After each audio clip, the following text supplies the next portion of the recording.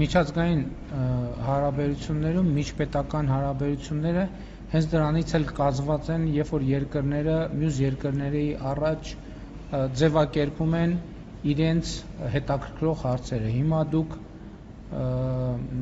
ասիք պահանջ, որտեղ է արձանագրված այդ պահանջը։ ԵԱՏՄ անդամ 4 երկրների ղեկավարների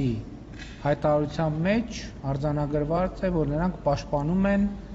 հանրաքվե անելու գաղափարը։ Այդ հանրաքվե անելու գաղափարը իրականում մեզ է պատկանել, որովհետև մենք ենք ասել, որ մի ինչ-որ փուլում պետքա հանրաքվե լինի եւ հիմա նրանք իրենց պատկերացումներն են ներկայացրել ժամկետների մասին, մենք էլ մեր պատկերացումները ունենք։ Եվ այդ հայտարարությունը ես չեմ ընկալել որպես պահանջ, ես ընդհակառակը ընկալել եմ որպես բարեկամական ժեստ, որովհետև մարդիկ ասում են, որ աջակցում են այդ կիսում են այդ տեսակետը եւ ըստ էության չեն ընդդիմանում Եվրամիության հետ հարաբերությունները խորացնելու, ընդհանուր միջև Եվրոպական միությանը անդամագրվելու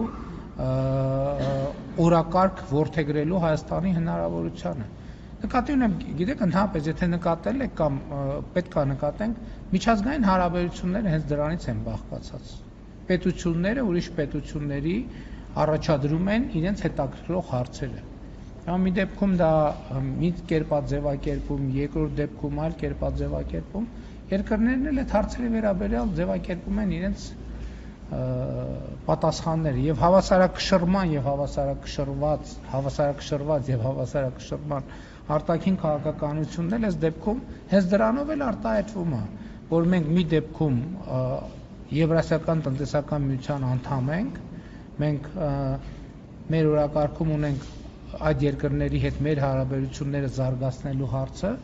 մյուս կողմից, տեսեք, վերջին տարիներին մենք ռազմավարական համագործակցություն ենք սահմանել, ստեղծել Միացյալ Նահանգների հետ, Վրաստանի հետ, Չինաստանի հետ, Ֆրանսիայի հետ, Նիդերլանդների հետ եւ էլի Ղազախստանի հետ, դրանով արտահայտվում։